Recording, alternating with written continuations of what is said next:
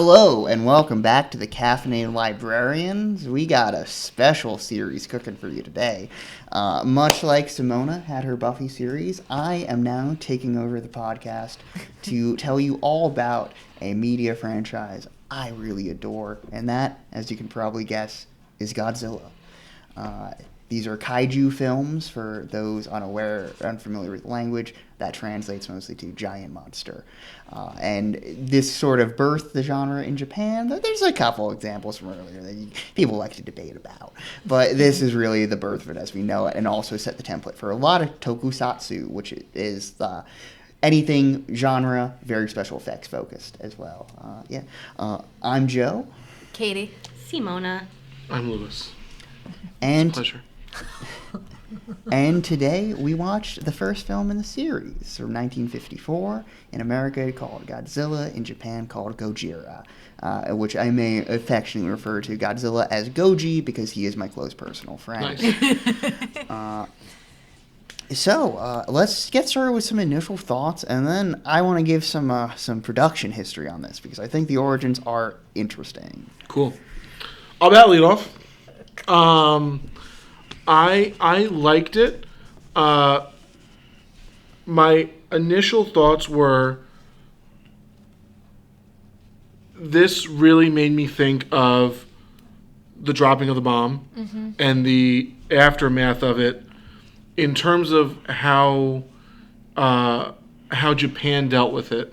Yeah. And Joe and I were talking about this before, and you kind of made an interesting point about kind of the equivalent of 9/11 here and how everything after that and similar even kind of in like our genre fiction, like I pulled out the obvious example of the Spider-Man movies, the Sam Raimi ones, where those movies have a lot of scenes of like New Yorkers very patriotically banding together and being like, you don't mess with us, we're New Yorkers, we stand up for each other, which is clearly, a response to everything New York City went through during 9/11. Yeah. So that was the biggest thing that stood out to me. The second biggest thing was one of the first things I thought when you hear the pounding of his feet and you see the foot when they're in the footprint, is how inspired Spielberg and other directors, I'm sure, but because my favorite movie is Jurassic Park, how inspired Spielberg must have been by this movie. Yeah.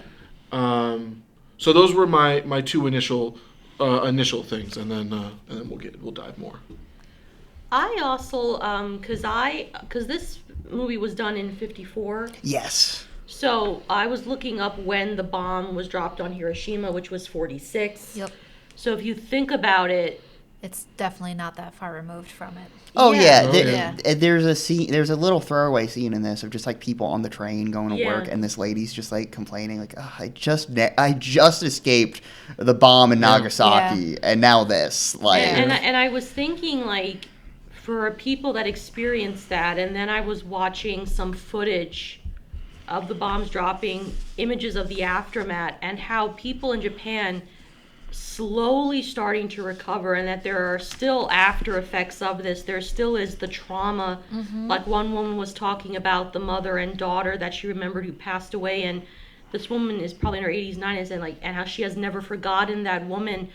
And basically how, like, if I were in that situation and there's this gigantic monster that is hell-bent on destroying us because we woke him up, which I know it's a lot deeper than that, but like how you would feel like just recovering from that atrocity, and now like, oh my God, what's happening next? I think even to that point, it's even a little bit deeper than that, because it's a monster that was formed because of the bombs dropping. Yes. Like, which is just adds another kind of layer. You're like, oh crap, we thought we got away with everything. We survived. We survived not only the blast but the radiation afterwards. Yeah. And now you find out, oh wait, no, there's a 165-foot monster that has been formed from this. A scene I really like in this is when it's first Dr. Yamane is really bringing all the information about Godzilla to like this bureaucratic panel, and they start like having this furious argument about like, do we reveal this, or will this totally obliterate like our really tense diplomatic relationship with the states? And like, it's a very, I don't know, it's just a very real like political implication of, a silly giant monster, but Yeah. though he's not treated silly at all in this movie. I'm No. basing that more of what he later becomes Yeah. and the beloved figure, my Yeah. friend. I have some experience with Godzilla, not the original movies, but with the remake movies, which I absolutely, not the 90s movie, but the more earlier ones from like the 2010s that I really enjoyed watching. Like the one with Bryan Cranston. Yes. Okay. Yeah. I actually have not seen that one. It's but really I'm a good. big fan of Godzilla vs. Kong, the American Yeah. one. It's a fun movie. Yeah. But I really love old movies, so I was really like looking forward to watching this movie. And it is it's a fun movie, but it has deeper meaning behind it, as we've all kind of discussed. And you can also argue that it's around the time also of the nuclear arms race, because what the characters say is that Japan was testing H-bombs in the water, and it's Well, no, that's the States that's testing the them. United States. Yes, yeah. Okay, so I missed that in translation. But because they were testing it, it woke him up. So, and then it's like Godzilla is the monster of nuclear weapons, and how do you and then it gets into like this philosophical questions of like, should we be doing this? Should we not be doing this? What are we doing? What are the future implications of messing around with the nuclear arms? That I thought was really interesting. Yeah, and that is an interesting scene where they're debating whether or not to tell people. My initial reaction to that was you don't tell people, because that causes panic. But like, I guess if you're a citizen, you would want to know. Like, you wouldn't want to think it's just a tsunami that wiped out this village. They're like they're really brusque with each other, but like it is like, damn, I do see like both sides here. I'm just like, well, this is a rock and hard place. Like, Yeah. Yeah, it raises very interesting ethical questions. get ready for a lot more scenes of bureaucratic meetings. Yeah. This is a trademark of the franchise, and some do it better than others. Sure. But let me tell you, Shin Godzilla, which is one of the last ones we'll be watching, all bureaucrats all the time. One of the most exciting movies in the franchise. So good. You will not believe how invested you are in the bureaucrats tackling Godzilla. So we've kind of talked about like a lot of like the deeper implications here. Like, this is a sober film. This is a serious film, but its origins are actually pretty mercenary in a lot of ways. So there was a film production, Toho, the studio, one of the major studios in Japan. It was an international production in Indonesia, and there was a lot of political turmoil there, and it totally fell through. And this producer, Tomoyuki Tanaka, was flying home and was like, oh my God, what am I going to do? We just lost so much money. And he's like looking at the ocean. He's like, what if there's a giant monster? People would go and see that. People love King Kong here. King Kong was a giant hit in Japan, along with Beast from 20,000 Fathoms. And the original version of this was called The Giant Monster from 20,000 Miles Beneath the Sea. So you can kind of see really where its influences on its sleeve. In early drafts, Godzilla was a lot more gorilla-inspired as well. Interesting. That's kind of where the name Gojira comes from. It's a portmanteau of the Japanese words for gorilla and whale. Oh, interesting. Yeah, and Godzilla is just sort of like, it kind of sounds like it, so. Yeah. But obviously at this time, there's also a lot of nuclear paranoia.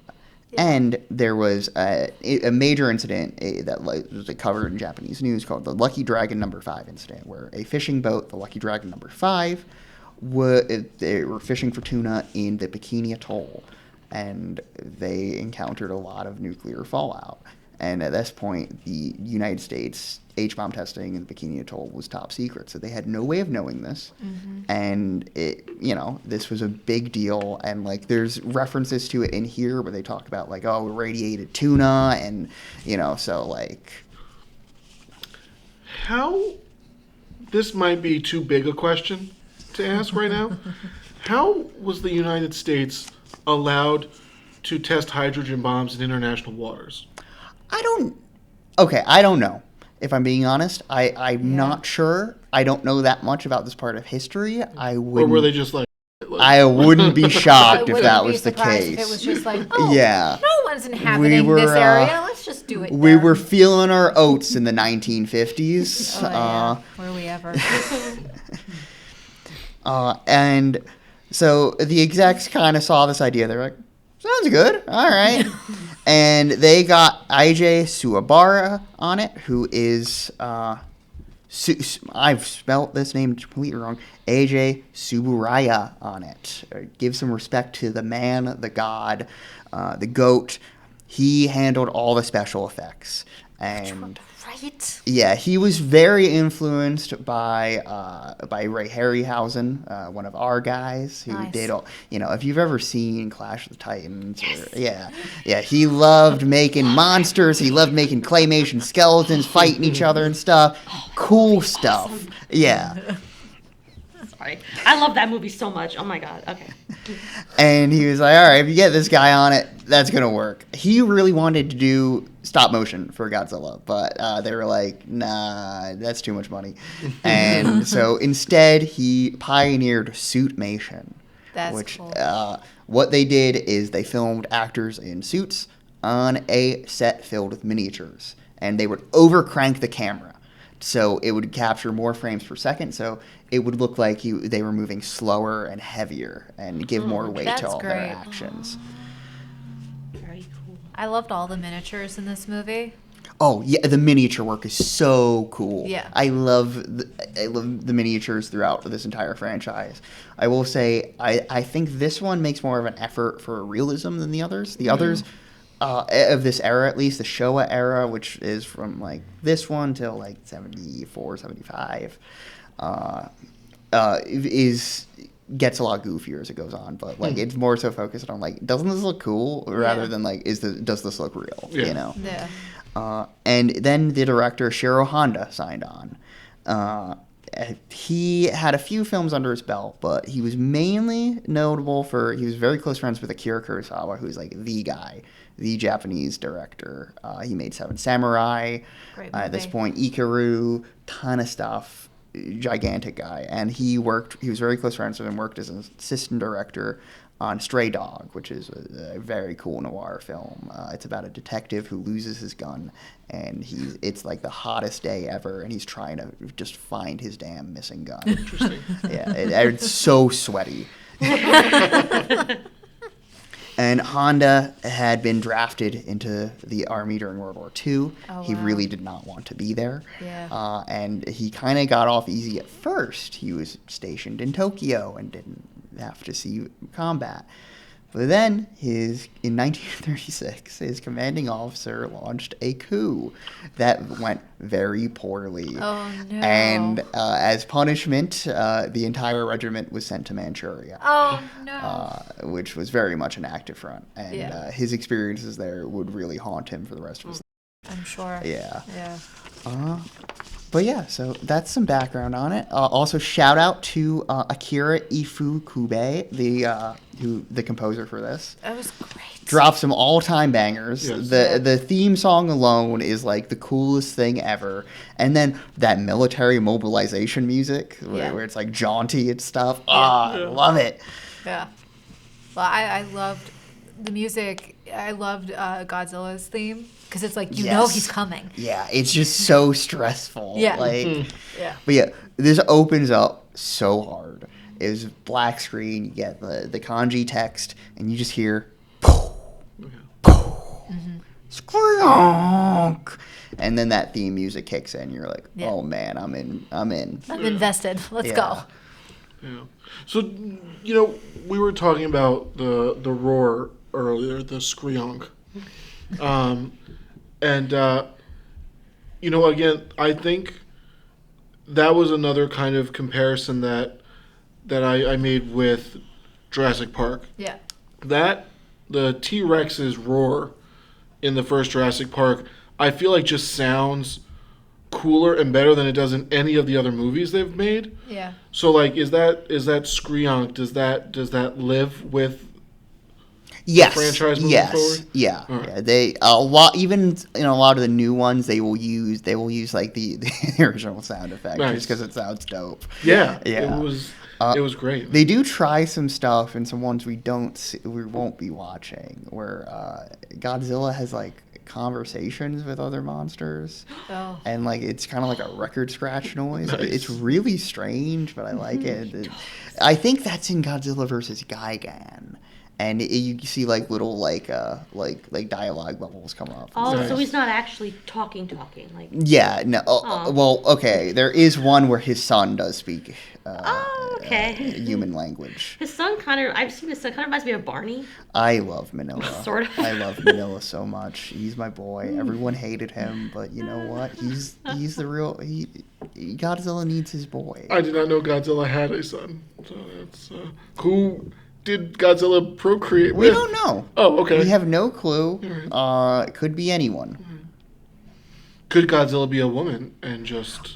So in Japan, Godzilla is referred to with pronouns that mostly translate to like it. Okay. Just like totally neutral, like just because like animal. So it could have stuff. laid an egg. Yeah, so like in America, it's like okay, Godzilla's a guy usually, but like you know, But could be. But if it has a son, or if it has a spawn, Yeah. and there's nothing. Manila for it is to- called Son of Godzilla. It is so, called son. yeah, Okay. Yeah. All right. And there was nothing for it to procreate with. Yeah, like we do know like Mothra's female. Yes. Yeah.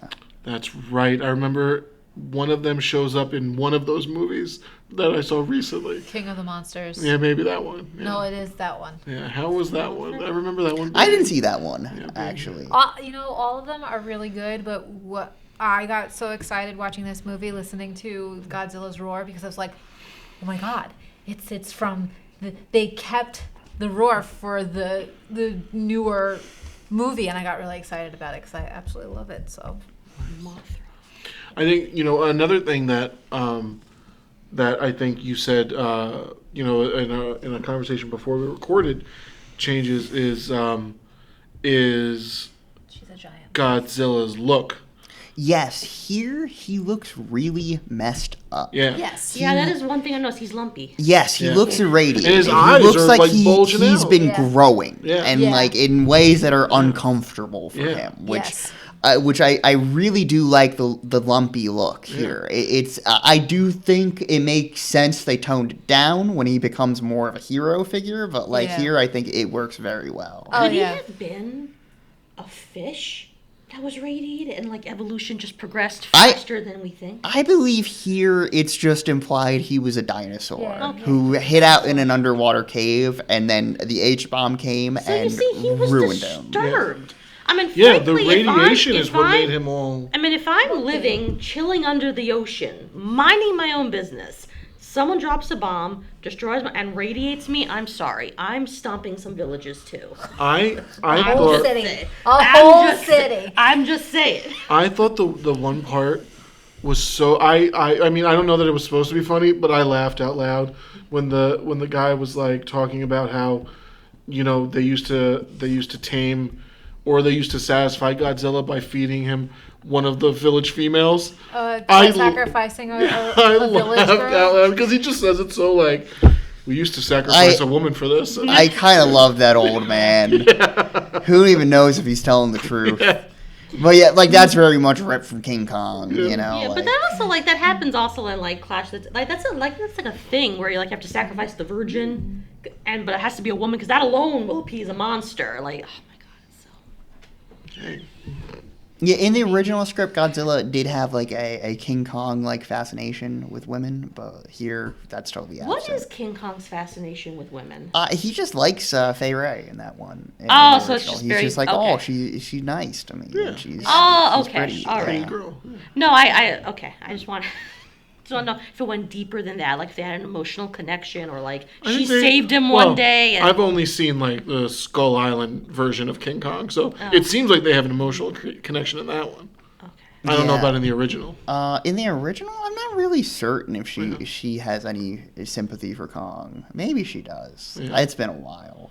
Yeah. That movie's like 80 minutes, and most of it's like him like tearing dinosaur jaws open. So it's like I'm like that's what I'm like remembering. Well, yeah. After those opening credits, we get this scene of guys on a boat seeing this gigantic white flash and just mass destruction, and then we get this just like extended sequence of just everyone is panicking. Like everybody on the mainland is like, "What happened?" And nobody's saying anything out loud. They're just really scared. Yeah. And I think this is kind of great. It builds like this amazing sense of paranoia. Yeah.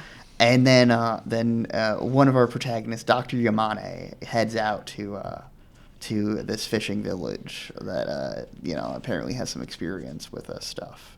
And this old man tells him the legend of Godzilla. And then, what do you know? Godzilla shows up and wrecks everything in a great scene where you see like barely any of him, and he's just like stomping through and just like destroying this home. Yeah. I love the footstep sounds. Yeah. Yes. They're like so impossibly massive. Yeah. The sound design on this is so cool. Yeah. Yeah.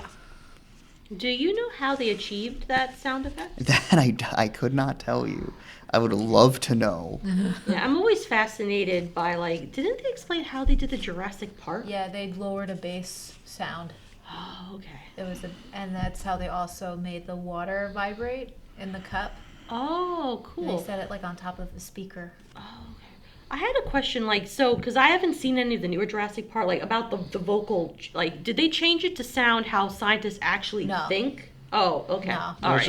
it's just like they changed it for some reason, Oh, okay. and All it right. just sucks. It It's not. did it really change all that much? Yes. You Okay. listen to the T-Rexes roar in Jurassic Park and listen to whatever the hell monster they created for this most recent one. Okay. And- I don't like that guy Yeah. in the new one. He's weird. Yeah. I don't like his like extra arms. Yeah. Yeah. Why do we need to invent them?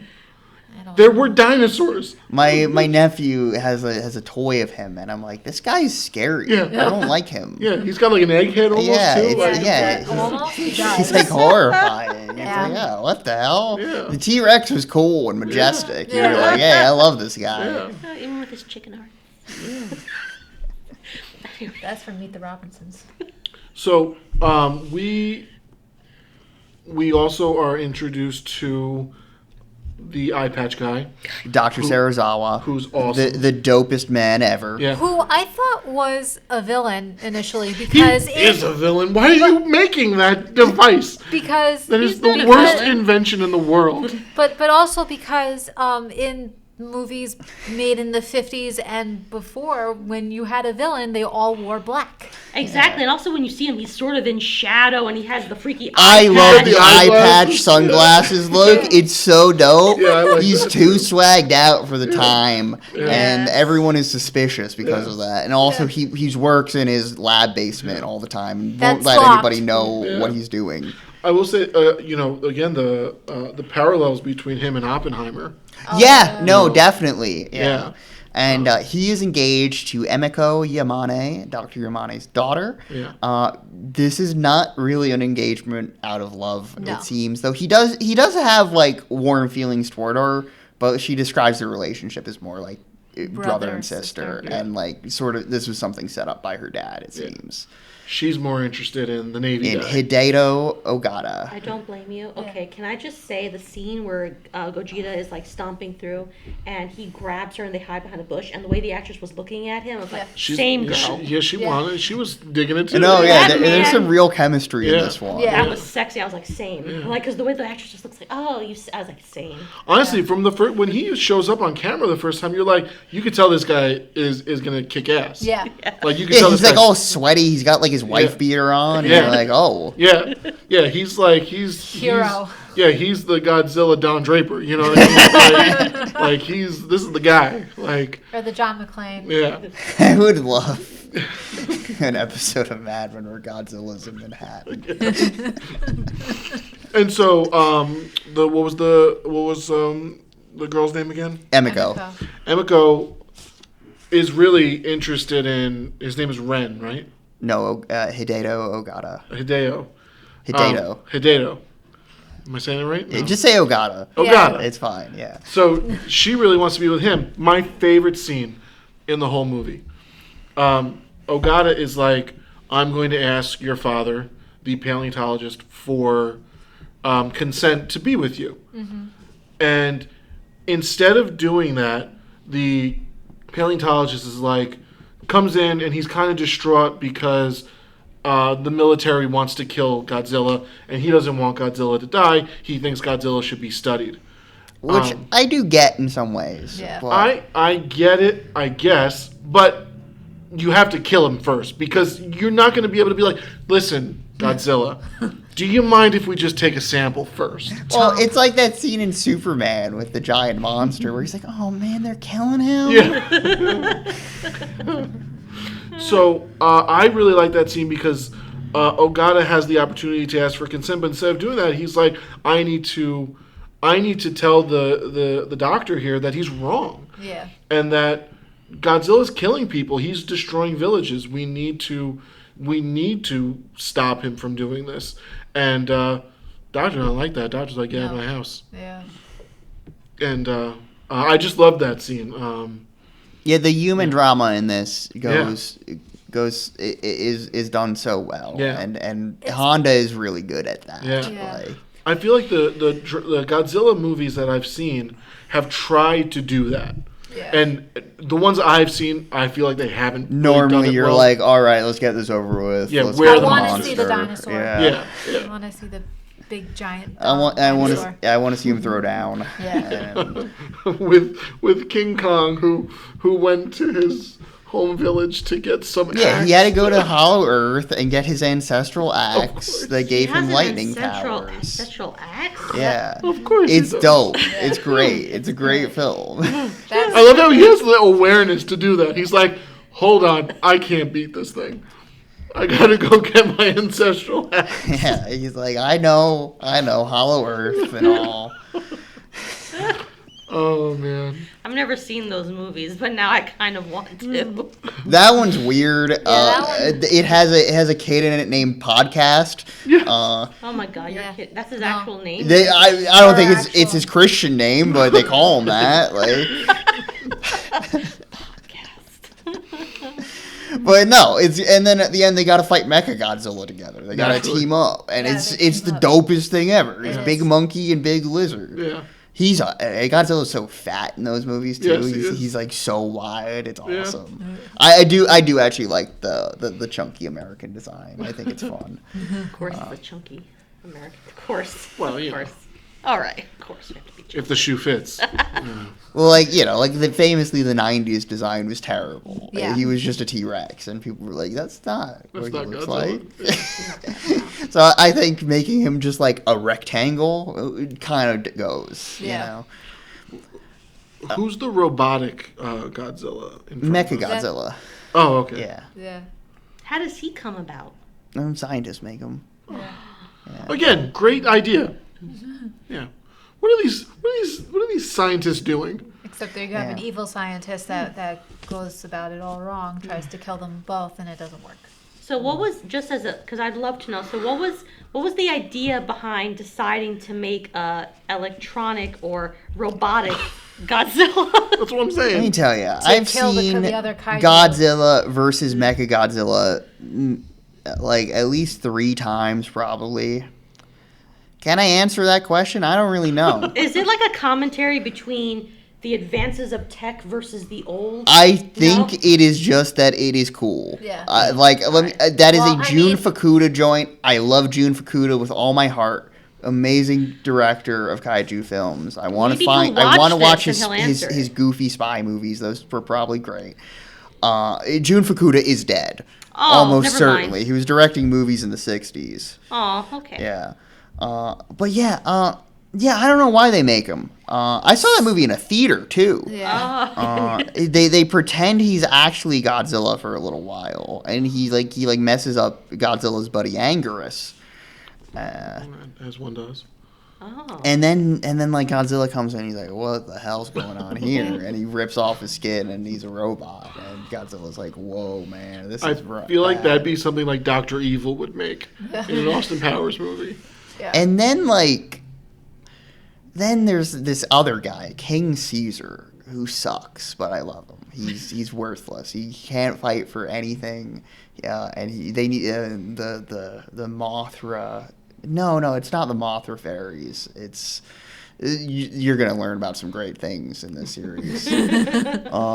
But they have to sing this song to wake him up, where it's like Caesar, Caesar, and it's great. And then he wakes up and does nothing. But Godzilla does give him like a handshake. Aw, see, Hey, that's something. thanks for helping, buddy.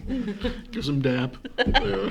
No, in the Jun Fukuda ones, Godzilla, they said like his movement was like inspired by Muhammad Ali. He's like he's cool. way more of a showboat. He's like hopping around and Nice. like throwing his hands up and stuff, and like, it's great. That's what this guy is really like. He's from the later Goofy ones. Aw. Yeah, you see, he's got like more of a smile. He's got big goofy eyes. Aw, and- he's chunky. yeah. Aw, that's so cute. Love that. Well, yeah.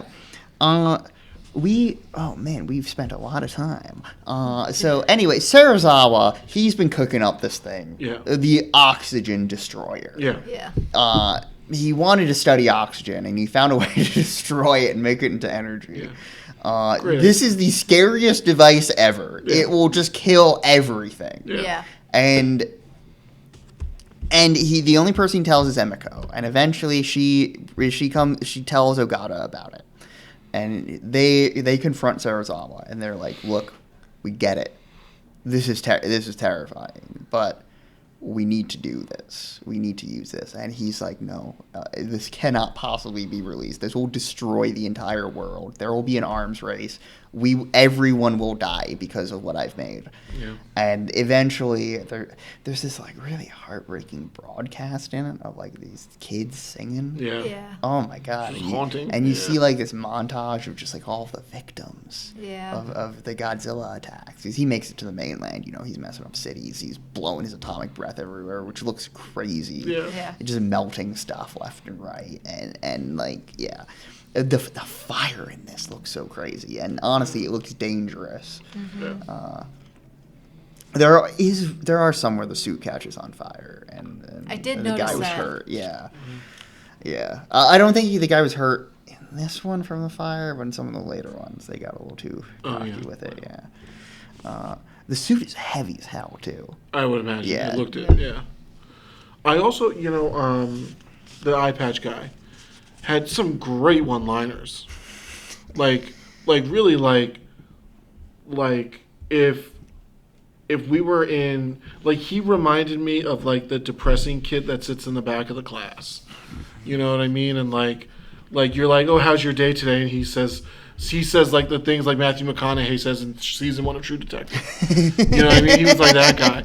But I loved one thing where he was like, he says something like, "Man believes they can control nature or something, but really it's the other way around." But the way he says it, he's just like staring at the camera. He's like, I was like, Yeah, there's some really great direct-to-camera Yeah. addresses in this. yeah, He's very true, though. yeah, oh yeah, Breaking the fourth wall. Yeah. And this eventually convinces him, and he's like, "Okay, but I'm going to burn all of my research." Yeah. Then they send him and Ogata down on the mission to deliver it to Godzilla and take care of him once and for all.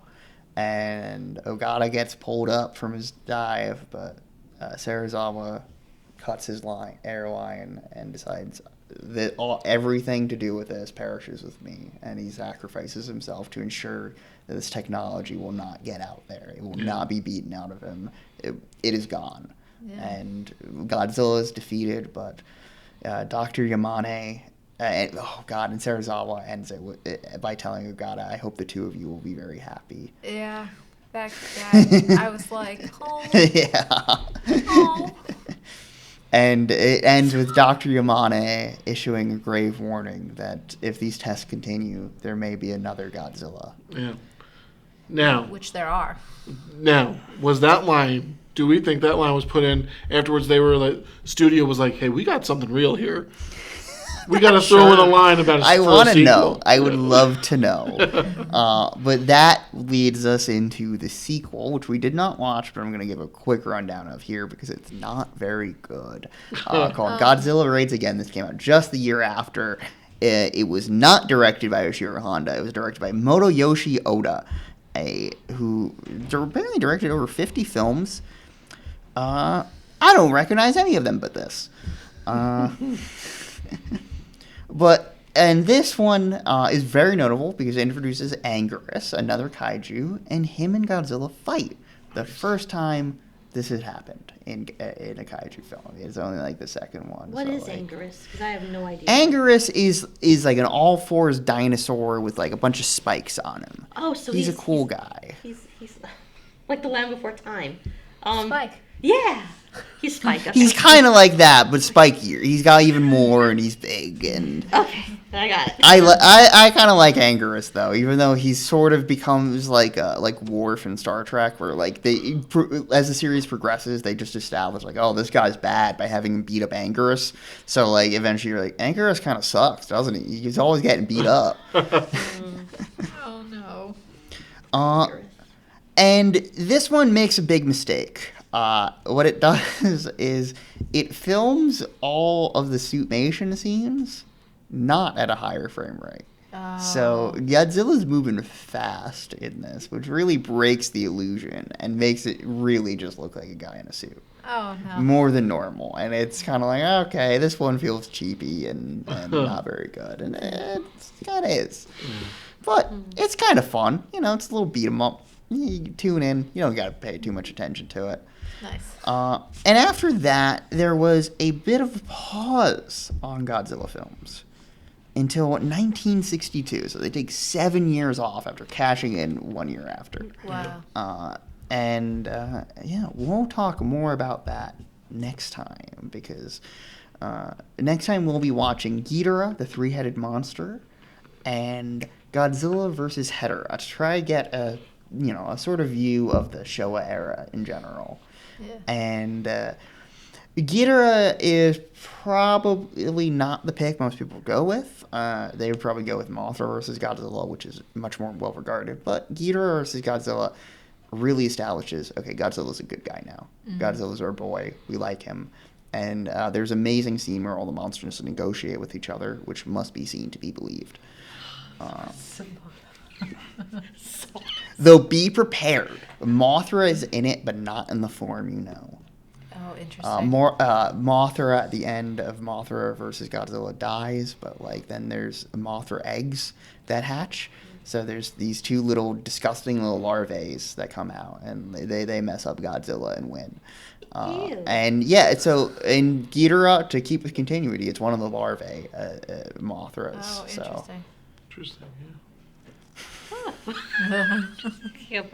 I'm smell larvae. Ooh, that's so gross. Okay. Yeah, no, I'm not. They gross me out too. I'm not a big fan of them.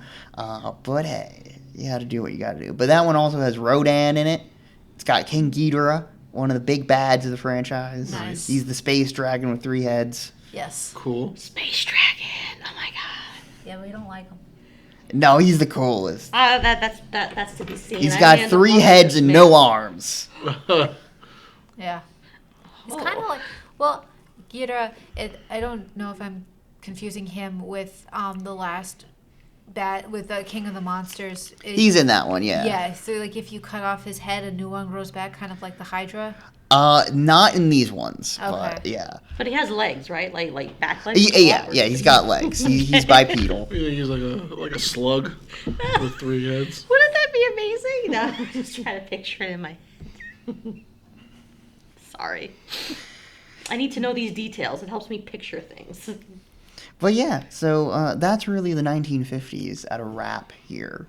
And yeah, I adore this movie. I really think this is just like a total classic. Even if you're not big into kaiju pictures, like you gotta see this one. It's legendary for a reason, and like it really captures like a lot of the ambient paranoia of the time in a way that is like so concrete that is. It's sort of impossible to describe. Like, like there's a reason this is such a touchstone. Yeah, and I think it's good to look at it coming from the perspective of the Japanese because of the bomb droppings of Nagasaki and Hiroshima. Mm-hmm. Because I think they have out of all of the nations that were involved in World War II, they have the most reason to be paranoid about the nuclear arms race and what that could potentially mean. So to see it from that perspective made it, I feel like, their worry all the more real. Mm-hmm. Yeah. I just felt bad, like, sleeping peacefully. Not to mention, you must be in a tremendous amount of pain and discomfort. I understand. The stomping of villages. You're gonna really like Shin Godzilla. I think so too. No, I feel bad. Like my sister Sandra watched the more recent one that came out. Yeah. -1. Which I have to watch because she watched it twice. It's fantastic. It is on the docket for this. Oh, good. Yeah, I think it's like the last one we're watching. Yeah, because she really enjoyed it. Well, I think it's like the first foreign film to win Best Picture, or like It did not win Best it Picture. didn't win Best Picture. It won something big, like so it's like the first foreign film to win. Because the little that I saw, It was won like, Best Visual Effects. Yeah. Yeah, at the Oscars. and that's also like a period piece film, isn't it? Yes, that's set okay. directly after World War II. Okay. Yeah, Sandra felt bad for him too. He was woken up. He was just living his life. There is a sequel to it coming out next year, so Godzilla nice. -0. You know, I was actually gonna say, like, was it Godzilla -2, like, as a joke? No, they're counting up. They're going up, I guess. That was -1. Now it's gotta be 0. Yeah, fair. Yeah. Next one is just gonna be Godzilla 1. One. Oh, is it -1 because it's a prequel? Yeah. Oh! Yeah, the idea is it's like, oh, this is earlier than Godzilla's ever shown up. I did not put that together. Well, neither did I. Neither did I. So you said it. So So that's fine. I was wondering too, were these types of like monster films pretty popular here too, or they were more considered like? So this had an American version made Okay. called Godzilla King of the Monsters that just sort of inserted scenes of Raymond Burr as a reporter named Steve Martin, weirdly enough. And he just kind of came in and would narrate what was happening in the movie because they were scared Americans would not understand why there were Japanese people on screen, I guess. And so they had to have a white guy there be like, oh, and then the monster's attacking. Isn't that crazy? And my friend Dr. Sarazawa is here, like, just doing stuff like that. And that sounds terrible. yeah, it's That really a sounds really- butchered re-edit. Some people have nostalgia for it because it's the first way they saw it, but yeah, not the recommended way to watch it. no. So the version that we watched, that wasn't available here. No, not for quite a while. Wow. Yeah. It's okay. Let's see. In Japan, at the time of release, reviews were mixed, but over time, people were like, "Okay, no, this was dope." And it seems like in America it was pretty well received, actually. Though I think as eventually it became seen as like, oh, this is goofy schlock and Yeah. silly. Let's see here.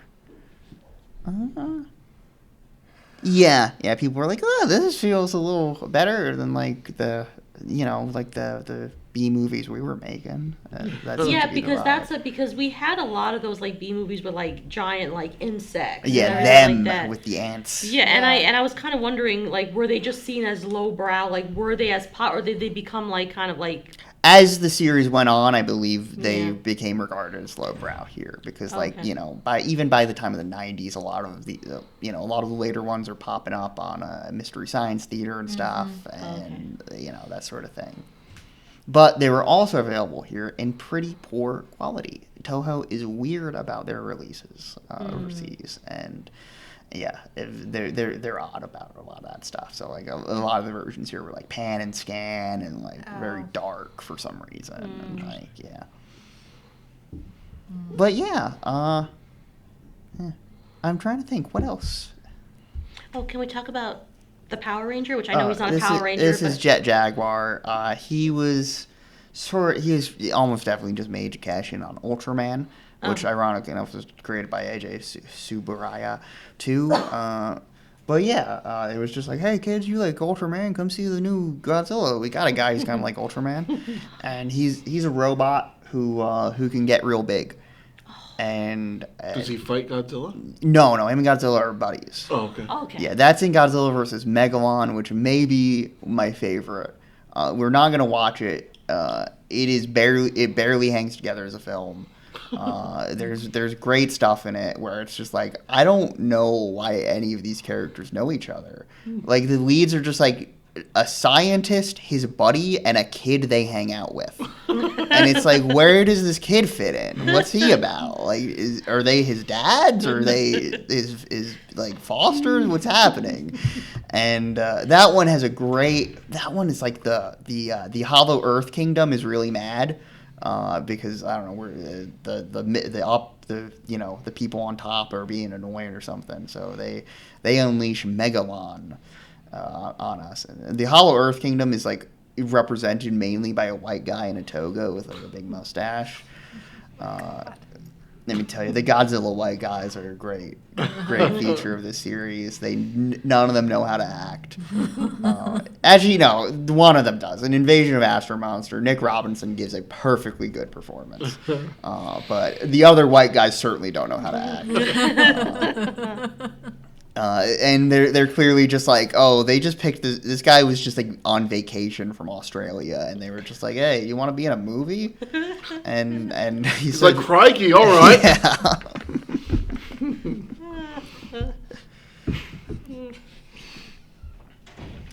Well, yeah. Before we end this one, anybody have any thoughts on Gamera? Who's Gamera? Gamera is sort of like the Godzilla ripoff. Who's a turtle. Oh, I don't he's think a I'm giant familiar. turtle. I think I know Gamera. Gamera's pretty funny. The series got weirder and weirder as it went on. The creator, I think, had like very strange beliefs. So like at certain points, it becomes about like why traffic laws are bad. And, Oh my god! Yeah, like not.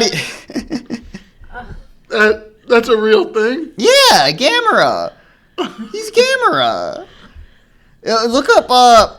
One of his villains is so cool.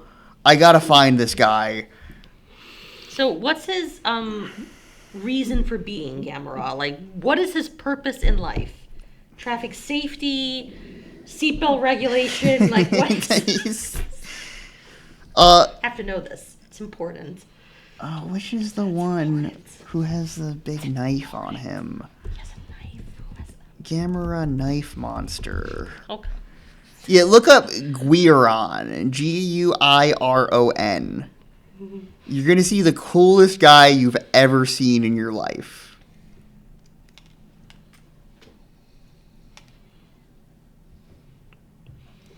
Looks like a hammerhead shark with a knife instead of a oh my goodness. He just has a giant knife for a head. Folks, I'm sure Joe will put this up on the screen. That is wonderful.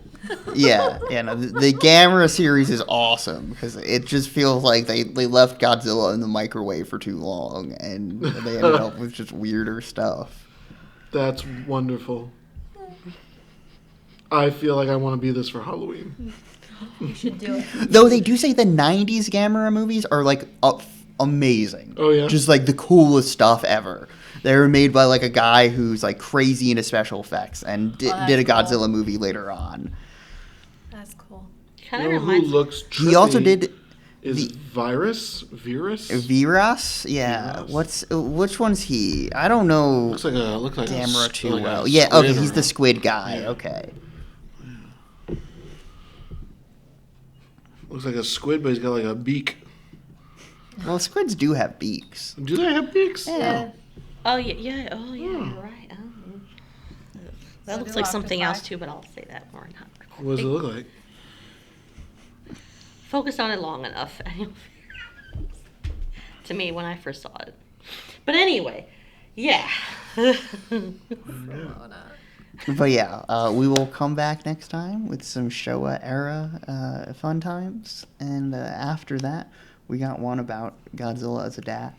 And then we're going into the modern era. So, yeah, come back next time. I hope you enjoy the series. And, yeah.